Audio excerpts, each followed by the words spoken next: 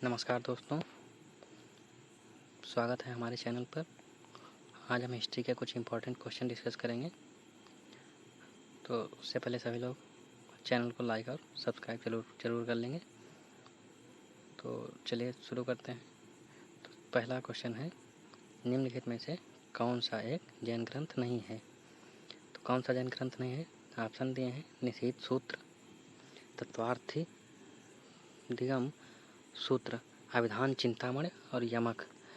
तो इसमें से कौन सा जो ग्रंथ है जो जैन ग्रंथ नहीं है? तो जो यमक है ये अपना जैन ग्रंथ नहीं है।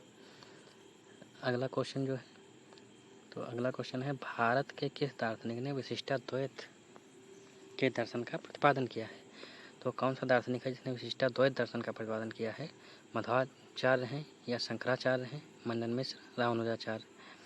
तो जो विशिष्टाद्वैत दर्शन है इसके प्रतिपादक जो हैं वो रामानुजाचार्य हैं, भक्तिकालीन संत रामानुजाचार्य।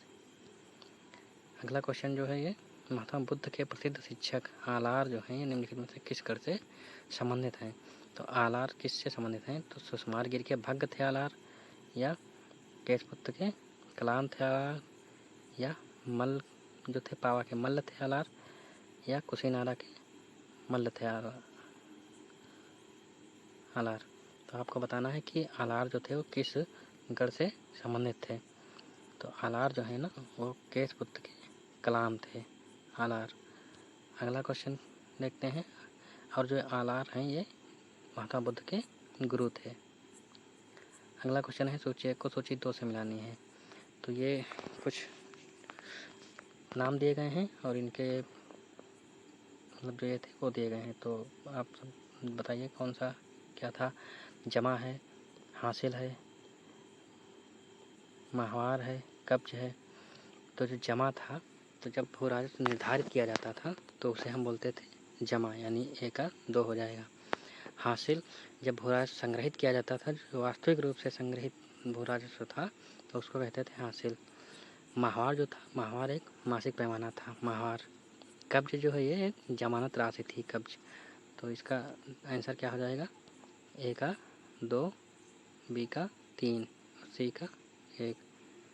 ए का 2, बी का 3, सी का 1। आंसर हो जाएगा अपना 3 नंबर। अगला क्वेश्चन देखते हैं। अगला क्वेश्चन जो है वो भी सूची 1 को सूची 2 से मिलाना है। बुक्स और राइटर दिए गए हैं। तो पहला है कर्नल टाट। कर्नल टाट की कौन सी बुक है? G H. Ojha, Shyamal Das, A K. Forbes. तो कर्नल टाट की जो बुक्स है वो है annals and antiquities of Rajasthan. G H. Ojha की जो बुक है वो है भारतीय प्राचीन लिपिमाला। श्यामल दास की जो बुक है वीर विनोद। ए.के. फोर्ब्स की रासमाला। तो इसका क्या हो जाएगा? ए का 4 हो जाएगा, बी का 1 हो जाएगा और सी का 2 हो जाएगा। ए का 4 हो जाएगा, बी का ए का 4 हो गया, ए का 4 और बी का 1 और सी का 2, श्यामल दास वीर विनोद। तो आंसर हो जाएगा अपना 2। अगला क्वेश्चन क्या है? अगला है, नौकरों एवं दासों की स्थिति के संदर्भ में निम्नलिखित कथनों में से कौन से कथन सही हैं? सही कथन बताने हैं।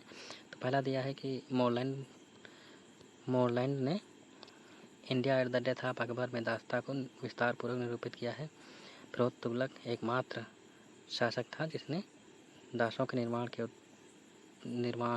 उद्देश्य से प्रयुक्त किया था। ये दिया है कि पुर्तगालियों ने व्यापक पैमाने पर दासों की नियुक्ति की थी और जेद्दा के तीर्थयात्री जहां दास व्यापार में लिप्त नहीं थे। अगला दिया है, अकबर ने युद्धबंदियों को दास बनाने की प्रथा को स्वीकृत किया था। तो आप लोगों ने पढ़ा भी होगा कि अकबर ने युद्धबंदियों को दास बनाने की प्रथा को स्वीकृत नहीं किया था, उसने दास प्रथा को ख़त्म कर दिया था। तो ये तो नहीं होगा ई। और जो ये दिया है डी नंबर कि जेद्दा के तीर्थयात्री जहाज जो थे वो दास व्यापार में लिप्त नहीं थे, ऐसा नहीं है। जेद्दा के तीर्थयात्री जहाज थे वो दास व्यापार में लिप्त थे। तो डी भी नहीं होगा, ई भी नहीं होगा। अब बचता है सी, पुर्तगालियों ने व्यापक पैमाने पर दासों की नियुक्ति की थी, ये सही है। और फिरोज तुगलक एकमात्र शासक था जिसने दासों को निर्माण के उद्देश्य से प्रयुक्त किया था। आप लोगों ने पढ़ा भी होगा कि फिरोज शाह तुगलक के पास अप्रॉक्स में 1,80,000 दास थे, जिनमें से कुछ 12,000 दास जो है उसके विभिन्न कारखानों में कार्य करते थे। तो ये सही हो जाएगा। और जो ये ए नंबर दिया है, मोरलैंड ने India at the death of Akbar में दास्ता को विस्तार पूर्वक निरूपित किया है, तो ये भी सही है। तो इस प्रकार ए बी सी इसका सही हो जाएंगे। तो हमारा ऑप्शन नंबर 2 इज राइट। अगला क्वेश्चन देखते हैं। किसने कहा था कि इतिहास का पुनर्लेखन किया जाना चाहिए, क्योंकि इतिहास कारणों या पूर्ववर्तों एंटीसीडेंट्स के वे धागे हैं जिनमें हमारी रुचि होती है। ये कथन है अमेरिका के न्यायविद और शिक्षाविद थे ओलिवर वेंडेल होम्स जूनियर का। तो ये कथन ओलिवर वेंडेल होम्स जूनियर का है। ओलिवर वेंडेल होम्स जूनियर साहब कहते हैं कि इतिहास का पुनर्लेखन किया जाना चाहिए, क्योंकि इतिहास कारणों या पूर्ववर्तों के वे धागे हैं जिनमें हमारी रुचि होती है। अगला क्वेश्चन क्या है। किसने कहा कि उसके यानी लाल कुंवर के लिए नूरजहां के समय को पुनर्जीवित किया गया और उसके नाम से सिक्के जारी किए गए थे। तो ये कहने वाले जो थे वो थे हादी कमार खान। हादी कमार खान साहब बताते हैं कि लाल कुंवर के लिए नूरजहां के समय को पुनर्जीवित किया गया और उसके नाम से सिक्के जारी किए गए थे। ये बताने वाले हैं हादी कमार खान।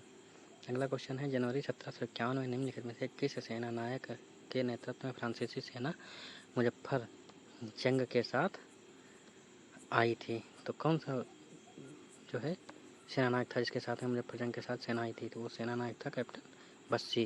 कैप्टन बस्सी के साथ में फ्रांसीसी सेना मुजफ्फर जंग के साथ आई थी 1751 में। अगला क्वेश्चन देखते हैं। तो भारत में कुएं से जल निकालने की 2 विधियों का विवरण निम्नलिखित ग्रंथों में से किसमें मिलता है? तो कुएं से जल निकालने की 2 विधियों का वर्णन जो है वो बाबरनामा, जो कि बाबर द्वारा तुर्की में लिखी गई है, तो बाबरनामा से मिलता है कुएं से जल निकालने की 2 विधियों का वर्णन। धन्यवाद दोस्तों,